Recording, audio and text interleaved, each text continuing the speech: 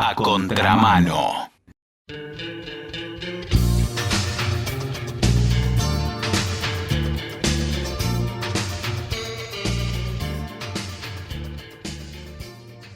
Últimamente la opinión pública está absolutamente inundada por el caso Adorni, el caso de este señor que parece no haber sido demasiado hábil ni demasiado honesto en el desarrollo de la función pública, pero más allá de él, del que vamos a hablar también, nos interesa ver cómo se prueba el enriquecimiento ilícito, un tema que no comenzó ni terminará con este dudoso funcionario. Así que queremos hablar con alguien que sabe de verdad. Él es Lucas Bianco, presidente de la Asociación de Abogados Penalistas, y vamos a ver cómo se prueba y demás cosas que él domina y nosotros no. ¿Cómo te va, Lucas? Simón te saluda. Buen día, Simón. Buen día, muchas gracias por atendernos. A ver, ¿arranquemos desde la estructura o desde la anécdota? Como vos prefieras.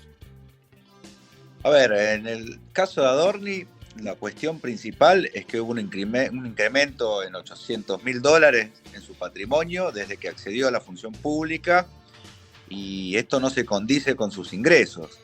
A mí me gusta remarcar esta anécdota. Estamos hablando de una persona que en el sector privado compró un saco de $200.000 en 12 cuotas y después pagó una remodelación de su casa, $254.000 en negro.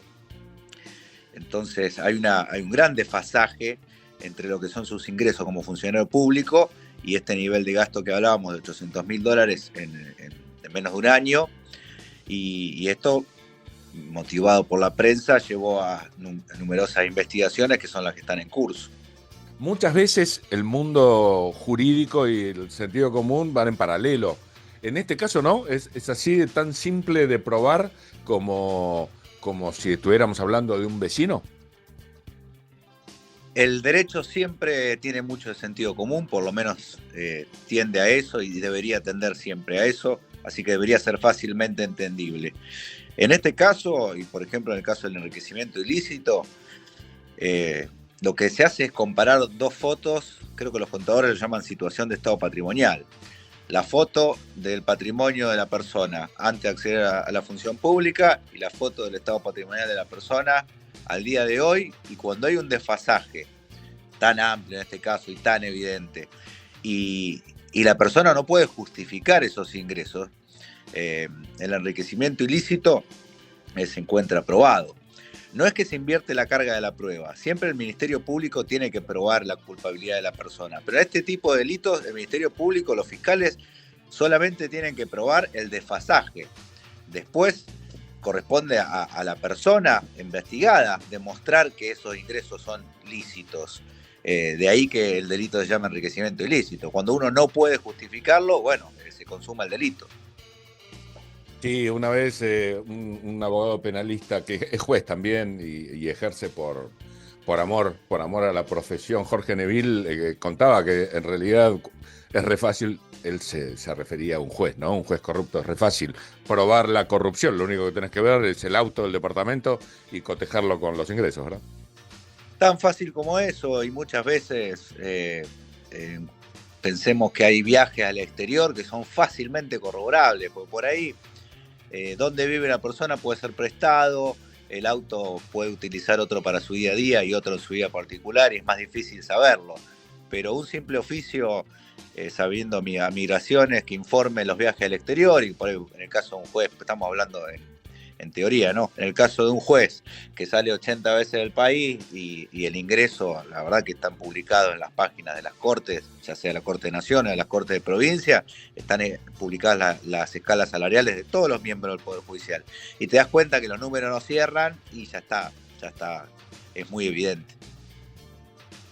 A ver, mentir tiene su arte, obviamente es un arte nada, es bastante execrable, pero lo cierto es que da la sensación desde el llano que este señor cada vez que abre la boca dice pavadas. ¿Es así vos con tu mirada profesional? Sí, no creo que esté mal asesorado desde lo jurídico técnico, pero sí lo hablo con colegas de que es el peor cliente que uno puede tener, el que no hace lo que uno le recomienda. Cada vez que habló fue motivo de generación de una nueva causa penal, Eh, También es cierto que él está obligado a hablar por la publicidad de los actos de gobierno, que en un sistema republicano y democrático como el nuestro es obligatorio que los funcionarios públicos no solo demuestren su patrimonio, sino que den explicaciones sobre lo que hacen. Entonces acá tenemos en contra su derecho de defensa, el entorpecimiento probatorio y por otro lado su obligación de funcionario de informar sobre los actos de gobierno. Pero me parece que él solo se ha metido en berenjenales, era mucho más fácil decir, hay una investigación en curso, primero voy a declarar en la justicia y después le voy a entregar al periodismo y a la ciudadanía copia de mi declaración. Era tan simple como eso. No ponerse en esa actitud sospechosa de reiterar una y otra vez, no voy a entorpecer la justicia. Era una respuesta infantil y parecía una maniobra de ocultamiento. Entonces, no. Y a ver, y volviendo a lo infantil de la defensa. Cuando surgió el primer tema de los departamentos, dijo que se lo había comprado una jubilada. El periodismo tardó 1 hora en ir a preguntar a las jubiladas y las jubiladas ni lo conocían. Entonces, muy infantil todo lo que ha hecho. Dudo que haya sido por recomendación del profesional. Realmente creo que estos muchachos venían con un discurso anticorrupción y vinieron a delinquir y saquear el Estado y no saben ni cómo hacerlo. Porque ni siquiera, digo, por ahí desde el otro gran partido político se puede hablar de acto de corrupción, pero tienen experiencia en eso. En este espacio político ni siquiera la experiencia, digo, no sirven ni para robar. Y decime, vos hablabas de esto, tiene que ver quizás más con la prensa, quizás vos hablabas de la obligación de los funcionarios públicos a dar explicaciones. ¿No parecen respetar mucho esa obligación en el actual gobierno? Bueno, el anterior tampoco. ¿Eso está escrito en algún lado o simplemente es algo que vos considerás y yo me sumo a vos, ¿eh? En primer lugar, destacar en la labor del periodismo, porque en este tipo de investigaciones, si no fuera por lo que hacen, estas cosas no avanzarían, así que eso hay que decirlo. Institucionalmente le hace muy bien al país un rol activo del periodismo. En segundo lugar, nuestro sistema republicano democrático impone estas obligaciones y nuestro sistema está establecido en la Constitución Nacional. Por lo tanto, es una obligación. La publicidad de los actos de gobierno, y esto se ve plasmado en un montón de normas, como por ejemplo la necesidad de que al asumir una función pública, y esto no es solo para funcionarios de primera línea de orden nacional, cualquier director chiquito, provincial, está obligado a firmar. Creo que cuando compramos autos estamos obligados a firmar una declaración de que no somos políticamente expuestos. Digo, esto es para todos. Si vos asumís una función pública, nuestro sistema democrático te impone ciertas obligaciones. Entre ellas, reflejar a la ciudadanía cuál es tu situación patrimonial. Cuando el prestador, desconozco el término técnico, pero el que le hizo la refacción en esa casa por 200 y pico de miles de dólares, se presentó en la justicia, Adorni intentó hacer contacto con él. Parece que está probado eso. ¿Eso puede ser leído como una forma de querer obstruir la justicia? Eso fue una forma de entorpecimiento probatorio y en este país los únicos 2 argumentos para privar a una persona de su libertad sin sentencia en juicio es el peligro de fuga o el entorpecimiento probatorio. En este caso eso ocurrió. Hubo un pedido de detención de la diputada Pagano que se basó en la doctrina de Urzún, que fue el juez que en el voto de Cámara justificó la detención de Julio De Vido en su momento, diciendo que Julio De Vido, por haber sido funcionario, tenía un poder residual y eso podía llegar a entorpecer la investigación. En potencial, y con ese argumento se lo detuvo Julio De Vido. Ese planteo fue rechazado por el fiscal Polichita, pero hoy en día está en Cámara, la misma Cámara que ya lo dijo. Con 2 particularidades. En su momento era poder residual. Acá estamos hablando de un funcionario actualmente en funciones, por lo tanto el poder lo tiene en este momento, no sería residual.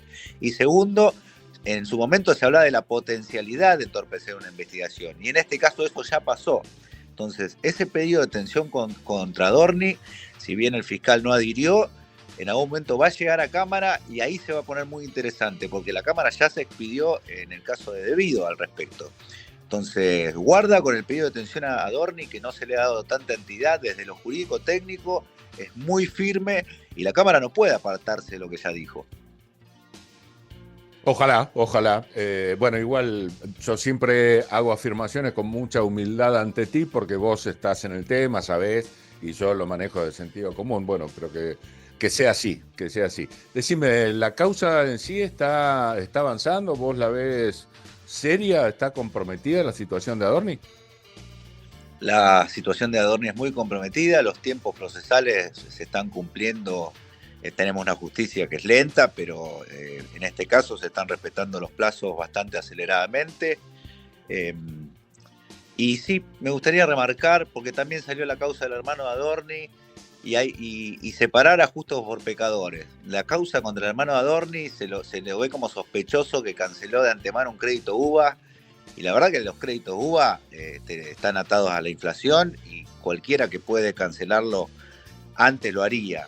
Me parece que ahí, así como hoy te repartía flores para tu profesión, me parece que el periodismo por ahí se agarró un poquito de algo que no es el mismo caso. Se quiso pegar la situación y me parece bueno decirlo porque si no se embarra la cancha para mal, porque cuando por ahí lo del hermano Adorni se dé cuenta que en realidad no había cometido un delito, van a utilizarlo para decir que en el caso de Manuel, entonces va a ser lo mismo, y no es así. Tenemos que tratar de aportar objetividad. ¿Alguien particular puede ser demandante de un funcionario público? A ver, denunciante sí, porque cualquiera puede denunciar un delito de acción pública.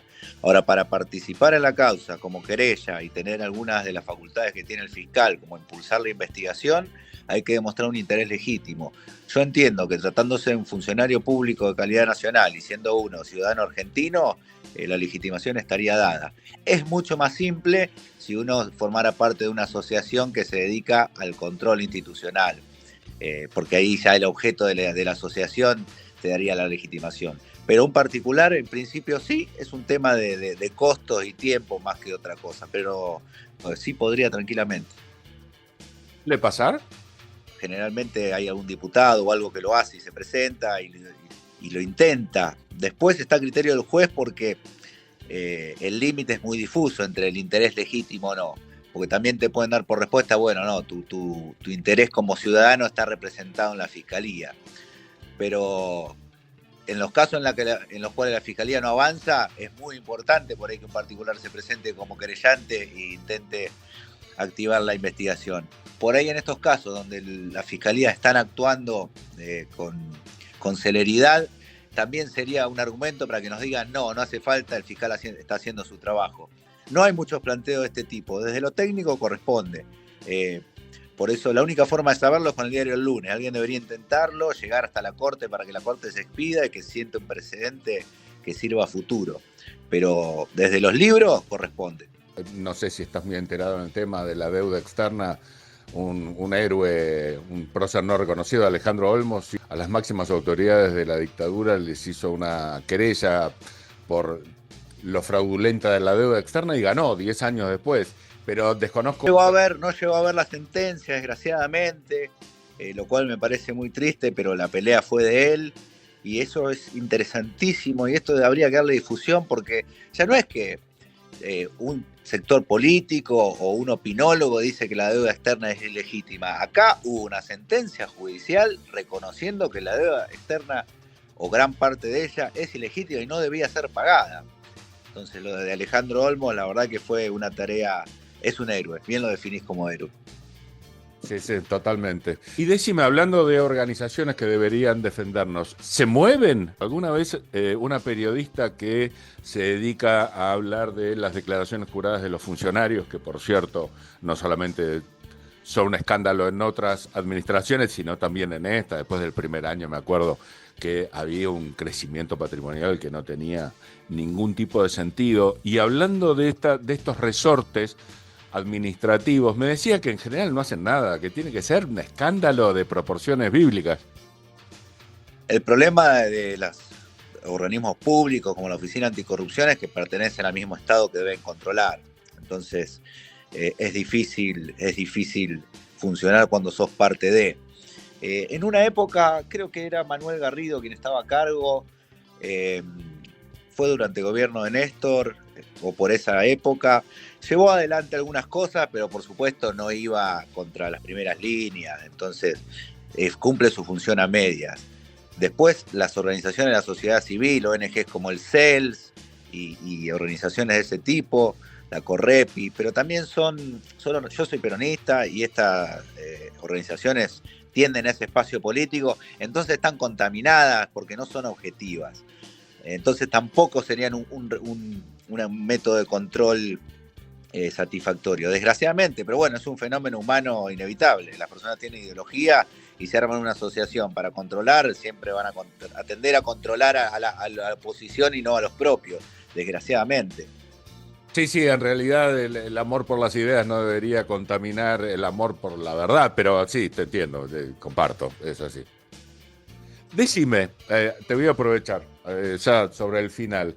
¿Hay proporcionalidad en las penas por robo al país con respecto a el robo a la propiedad privada? Siempre me dio la sensación de que hay como una especie de indulgencia, obviamente, si es que me das el ok y me das la razón, seguramente apoyada en que los políticos no se quieren pisar la manguera, ¿verdad? No hay proporcionalidad en todo el ordenamiento jurídico. Un delito de estafa por estafar una pizzería por una porción de pizza tiene la misma pena que el defalco a un banco. Vender un cigarrillo de marihuana tiene la misma pena que introducir 8.000 kilos de cocaína al país. Y por supuesto que todas las penas a lo que atañen a delitos de corrupción son muy por debajo de un hurto simple de un nene que roba un diario en un kiosco de diarios. Entonces no hay proporcionalidad en ningún punto de vista del Código Penal y eso es un gran defecto. Pero bueno, también eso responde a la voluntad del pueblo, que cuando hay un hecho de robo horroroso, pienso en el caso Blum, pero de ese tipo, sale a pedir pena contra determinados delitos en específico y por eso se aumentaron tanto algunos y quedaron tan chicos otros. Porque antes era un código que tenía penas más o menos equiparadas, pero para abajo. Aumentaron mucho algunas, ese es el problema. Pero eso respondió a un pedido de sangre de la ciudadanía. Entonces, y bueno, y también está mal la presión del legislador de darle al pueblo lo que el pueblo quiere cuando eso en verdad no servía. Yo no soy crítico de las penas altas para delitos seguidos de causa de una muerte. Me parece que por supuesto tiene que tener una pena alta, pero me parece que no se puede, vuelvo al ejemplo de la estafa, condenar como máximo a 3 años a quien estafa a alguien por no entregarle el diario todos los domingos que a alguien que hace un desfalco en el Banco Nación. Claramente ese es un problema, porque te impulsa a vos si estás en el banco a hacerlo, porque es escarcelable, porque la pena es chica, no lleva cumplimiento efectivo en cárcel, entonces todo el propio sistema te promueve a hacerlo. Uno de nuestros graves problemas, en mi humilde opinión, es que vibramos con muy poca furia el delito económico, que es el más grave, es el que más nos repercute como país, ¿no? Es el que más nos repercute, es el que más nos impacta, es el que más daño causa, porque cada dinero que sale del erario público es una escuela menos con un asiento, menos salud pública, menos trabajo. La verdad que en ese sentido es muy triste que sea así. Bueno, pero esto es más para hablar con un sociólogo, porque vemos medio como un héroe al delincuente de guante blanco y al que es pobre y usa un arma, lo queremos colgar en la plaza pública. Entonces hay un componente de racismo y de odio al pobre que tiene mucho que ver con esta cuestión. Porque, y fíjate que en el cine, en la serie, en la televisión, bueno, empezando por la saga del Padrino, digo, siempre tenemos como héroe al malo que triunfa. Y eso se ve reflejado en la sociedad y eso se ve consecuentemente reflejado en el ordenamiento jurídico. No pretendo sorprenderte, porque se ve que sos un tipo leído, como diría alguien en el campo. Hay un director muy interesante yankee que se llama Michael Moore y le hacía una entrevista al que había armado el programa CAPS, ¿viste? Que es el origen de lo que fue Policías en Acción acá, digamos. y le decía, ¿por qué no se dedica a filmar a los delincuentes económicos? Y él decía, bueno, dame una persecución, dame algo espectacular y lo hago. Pero bueno, un poco es lo mismo que pasa acá, ¿verdad? Exactamente, vuelvo a lo mismo, es una cuestión sociológica, no me parece increíble, lo entiendo rotundamente, siempre vende más y es más entretenido. A ver, una factura con sobreprecio, no me imagino la forma a Michael Moore haciendo un documental sobre eso, ¿cómo lo mostrás? Es decir, ¿cómo escribís el guión? No hay nada interesante, es alguien cambiando números en un papel, no habría historia que contar. Así que entiendo el morbo y la idealización del delincuente en ese sentido, y por qué no resulta interesante el de guante blanco. Pero bueno, deberíamos entender que realmente es más grave el sobreprecio en una ruta de 10.000 kilómetros, porque el daño al Estado es terrible. Eso implica, desgraciadamente existen los comedores, y voy a utilizar ese ejemplo, implica menos comida menos presupuesto para la comida de los comedores. El daño es directo hacia todos, entonces deberíamos empezar a cambiar la forma de pensar. Es así, totalmente.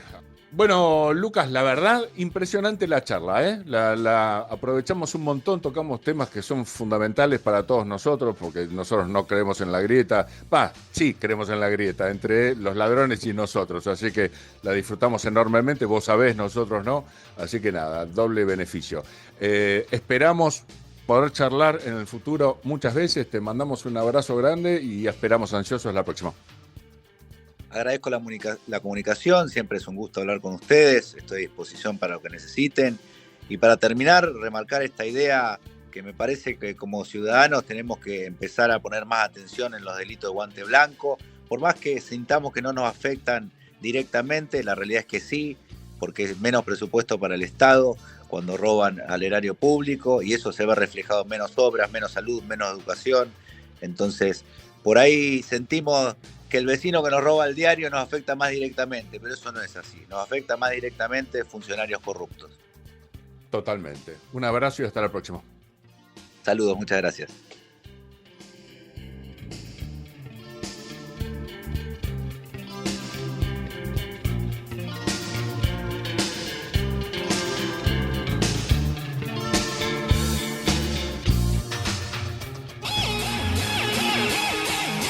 A contramano. A contramano. La gente sigue desinformada. Una noticia mal contada es un asalto a mano armada. A contramano. A contramano.